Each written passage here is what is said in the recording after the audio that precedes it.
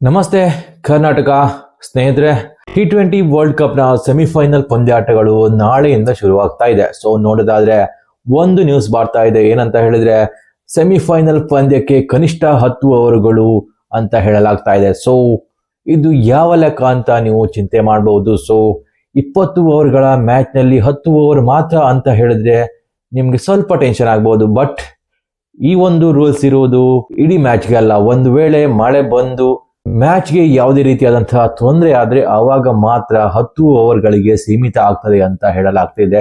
So Duckworth Louis ನಿಯಮಕ್ಕೆ ಹಿಂದಿನ ಮ್ಯಾಚ್ಗಳಲ್ಲಿ 5 ಓವರ್ಗಳು ಕನಿಷ್ಠ ಅಂತ ನಿಗದಿ ಮಾಡಲಾಗಿತ್ತು. ಆದ್ರೆ ಸೆಮಿಫೈನಲ್ ಮ್ಯಾಚ್ ಆಗಿರುವುದರಿಂದ, ತುಂಬಾನೇ ಇಂಪಾರ್ಟೆಂಟ್ ಮ್ಯಾಚ್ ಆಗಿರುವುದರಿಂದ ಸೆಮಿಫೈನಲ್ ನಲ್ಲಿ 10 ಓವರ್ಗಳು ಕನಿಷ್ಠ ಆಗ್ಲೇಬೇಕಂತ ಇವಾಗ ICC ಕಡೆಯಿಂದ ಒಂದು ತೀರ್ಮಾನ ಮಾಡಲಾಗಿದೆ ಅಂತ ಹೇಳಲಾಗ್ತಿದೆ. ಸೊ ನೋಡೋದಾದ್ರೆ ಇದು ಎಲ್ಲಾ ತಂಡಗಳಿಗೆ ಉಪಯೋಗವಾಗುವಂತಹ ಒಂದು ರೂಲ್ಸ್ ಆಗಿರ್ತದೆ.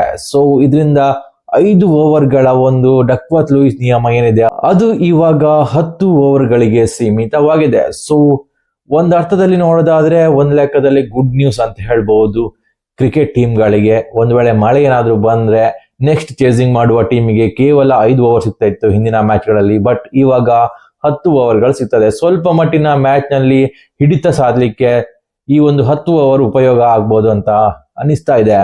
ಸೊ ಇನ್ನು ಎರಡನೇ ಅಪ್ಡೇಟ್ ನೋಡೋದಾದ್ರೆ ಸೂಪರ್ 8 ರ ಬಹುಮುಖ್ಯ ಮ್ಯಾಚ್ ನಲ್ಲಿ ಉತ್ತಮ ಪ್ರದರ್ಶನ ನೀಡಿದಂತಹ ಸಂಜು ಸ್ಯಾಮ್ಸನ್ಗೆ ಇದೀಗ ಮ್ಯಾಚ್ ನಿಂದ ಬ್ಯಾನ್ ಆಗುವ ಸಾಧ್ಯತೆ ಇದೆ ಅಂತ ಅಪ್ಡೇಟ್ ಬರ್ತಾ ಇದೆ. ಹೌದು, ನೀವು ಕೇಳಿ ಶಾಕ್ ಆಗ್ಬಹುದು. ಯಾಕೆ ಇಷ್ಟೊಂದು ಉತ್ತಮ ಪ್ಲೇಯರ್ ನ ಸೆಮಿಫೈನಲ್ ಅಂತಹ ಮ್ಯಾಚ್ ನಲ್ಲಿ ಬ್ಯಾನ್ ಮಾಡೋ ಸಾಧ್ಯತೆ ಇದೆ ಅಂತ ನೀವು ಯೋಚನೆ ಮಾಡಬಹುದು. ಸೊ ನೀವು ನೋಡಿರ್ತೀರಾ, ಸಂಜು ಸ್ಯಾಮ್ಸನ್ ವಿನ್ನಿಂಗ್ ಶಾಟ್ ಹೊಡಿತಾರೆ. ಸೊ ವಿನ್ನಿಂಗ್ ಶಾಟ್ ಆದ್ಮೇಲೆ ತಮ್ಮ ಹೆಲ್ಮೆಟ್ ಅನ್ನು ನೆಲಕ್ಕೆ ಎಸಿತಾರೆ. ಸೊ ಸೆಲೆಬ್ರೇಷನ್ ಮಾಡುವ ಮೂಡ್ ನಲ್ಲಿ ಇದ್ರು. ಸೊ ಹೆಲ್ಮೆಟ್ ಅನ್ನು ಬಿಸಾಕ್ ಬಿಡ್ತಾರೆ. ಸೊ ನೀವೆಲ್ಲ ನೋಡಿರ್ತೀರಾ, ಮ್ಯಾಚ್ ನ ಫಾಲೋ ಮಾಡಿದವರಿಗೆ ಗೊತ್ತಿರ್ತದೆ. ಸೊ ಈ ಬಿಸಾಕಿದ್ದ ಒಂದು ಸೀನ್ ಏನುಂಟು, ಇದು ICCಯ ಡಿಸಿಪ್ಲಿನರಿ ಆಕ್ಟ್ ಅನ್ನು ಉಲ್ಲಂಘನೆ ಮಾಡಿದ ಹಾಗೆ ಆಗ್ತದೆ. ಸೊ ಆ ರೀತಿಯಲ್ಲಿ ಸಂಜು ಸ್ಯಾಮ್ಸನ್ ಇವಾಗ ಮ್ಯಾಚ್ ಇಂದ ಬ್ಯಾನ್ ಆಗುವ ಸಾಧ್ಯತೆ ಇದೆ. ಸೊ ICCಯ ಕೋಡ್ ಆಫ್ ಕಂಡಕ್ಟ್ ಅನ್ನು ಇವರು ಬ್ರೇಕ್ ಮಾಡಿದ ಹಾಗೆ ಆಗ್ತದೆ. ಸೊ ನೋಡೋದಾದ್ರೆ ಆರ್ಟಿಕಲ್ 2.2 ಅಂಡರ್ ಲೆವೆಲ್ 1 ಅಫೆನ್ಸ್ ಆಗಿರ್ತದೆ ಈ ರೀತಿಯಾದಂತಹ ಹೆಲ್ಮೆಟ್ ಥ್ರೋ ಮಾಡೋದು. ಸೊ ಇದಕ್ಕಾಗಿ ಅವರಿಗೆ ಯಾವ್ದಾದ್ರು ಒಂದು ಪೆನಾಲ್ಟಿ ಸಿಗಬಹುದು ಅಂತ ಹೇಳಲಾಗ್ತಿದೆ. ಸೊ ಸಂಜು ಸ್ಯಾಮ್ಸನ್ ಯಾವ ರೀತಿಯಾದಂತಹ ಫೈನ್ ಎದುರಿಸಬಹುದು ಅಂತ ಹೇಳಿದ್ರೆ, ಸಿಂಪಲ್ ಆಗಿ ಹೇಳೋದಾದ್ರೆ ಒಂದು ಮ್ಯಾಚ್ ಆಫಿಷಿಯಲ್ ಏನ್ ಹೇಳ್ತಾರೆ ಅದರ ಮೇಲೆ ಒಂದು ಡಿಪೆಂಡ್ ಆಗಿರ್ತದೆ. ಇದು ಒಂದು ಮೇನ್ ಪಾಯಿಂಟ್ ಆಗಿರ್ತದೆ. ಇನ್ನು ಎರಡನೇ ಪಾಯಿಂಟ್ ಒಂದು 50% ಮ್ಯಾಚ್ ಫೀಸ್ ನ ಒಂದು ದಂಡ ವಿಧಿಸಬಹುದು.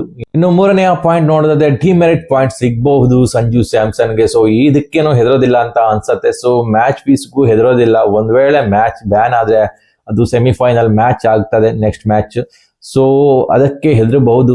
ಸಂಜು ಸ್ಯಾಮ್ಸನ್ಗೆ ಇದೆಲ್ಲ ಗೊತ್ತೇ ಇರಲ್ಲ ಅಂತ ಅನಿಸ್ತಾ ಇದೆ. ಯಾಕಂತ ಹೇಳಿದ್ರೆ ವಿನ್ನಿಂಗ್ ಶಾಟ್ ಹೊಡೆದ್ರು, ಸೊ ಸೆಲೆಬ್ರೇಷನ್ ಮಾಡ್ತಾ ಇದ್ರು.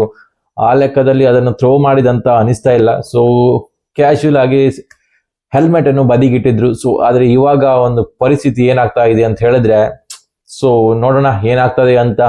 ಒಂದ್ ವೇಳೆ ಬ್ಯಾನ್ ಆಗ್ತಾರ, ದಂಡ ವಿಧಿಸ್ತಾರ, ಅಥವಾ ಇನ್ನೇನಾದ್ರೂ ಫೈನ್ ಹಾಕ್ತಾರ, ಅದು ಕೂಡ ನೋಡ್ಬೇಕಾಗ್ತದೆ.